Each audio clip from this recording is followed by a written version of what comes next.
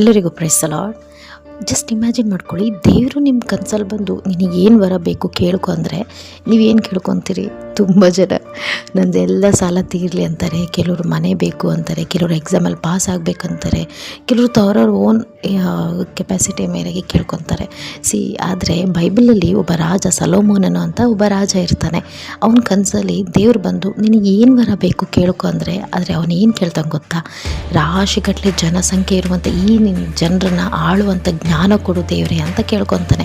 ಅದಕ್ಕೆ ದೇವರು ಮೆಚ್ಚಿ, ನೀನು ಆ ಧನ ಐಶ್ವರ್ಯ ಕೇಳಿಲ್ಲ, ಆದರೆ ನೀನು ಜ್ಞಾನ ಕೇಳಿದೆಯಾ, ಸೊ ಆ ಜ್ಞಾನದ ಜೊತೆ ನಿನಗೆ ಧನ ಐಶ್ವರ್ಯಗಳು ಬರ್ತದೆ. ಹೇಗೆ ನಾನು ಕೊಡ್ತೀನಿ ಅಂದರೆ, ಇನ್ನು ಮುಂದೆ ಯಾವ ರಾಜನು ಈಗಾಗಲಿ ಇನ್ನು ಮುಂದಿನ ಜನ್ರೇಷನ್ ಆಗಲಿ ನಿನ್ನಂಗೆ ಯಾರೂ ಆಳೋದಿಲ್ಲ, ನಿನ್ನಂಥ ಜ್ಞಾನ ಯಾರಿಗೂ ಇರೋದಿಲ್ಲ ಅಂತ. ಯಾಕೆ ಹೇಳ್ತೀನಿ ಅಂದರೆ, ಅವನ ಜ್ಞಾನ ಕೊಟ್ಟು ನೋಡೋಕ್ಕೆ ಎಷ್ಟೋ ಊರುಗಳಿಂದ ದೇಶಗಳಿಂದ ಬರ್ತಾರೆ, ಎಷ್ಟೋ ಗಿಫ್ಟ್ಗಳನ್ನ ಕೊಡ್ತಾರೆ. ನಾವು ನಮ್ಮ ಲೈಫಲ್ಲಿ ಜ್ಞಾನ ತುಂಬ ಇಂಪಾರ್ಟೆಂಟು. ಜ್ಞಾನ ಇದ್ರೇ ಆಸ್ತಿ ಅಂತಸ್ತು ಎಲ್ಲ ಬರುತ್ತೆ. ಆದರೆ ಒಂದು ಕ್ಷಣ ಹಣ ಒಂದು ಸ್ವಲ್ಪ ಯೂಸ್ ಮಾಡಿದ್ರೆ ಹಣ ಖಾಲಿ ಆಗುತ್ತೆ, ಆದರೆ ಜ್ಞಾನ ಯಾವತ್ತೂ ಖಾಲಿ ಆಗಲ್ಲ.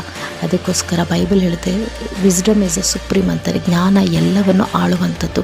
ಸೊ ನಾವು ದೇವರಲ್ಲಿ ಕೇಳುವಾಗ ಜ್ಞಾನವನ್ನು ತುಂಬ ಇಂಪಾರ್ಟೆಂಟ್ ನಮ್ಮ ಲೈಫಲ್ಲಿ.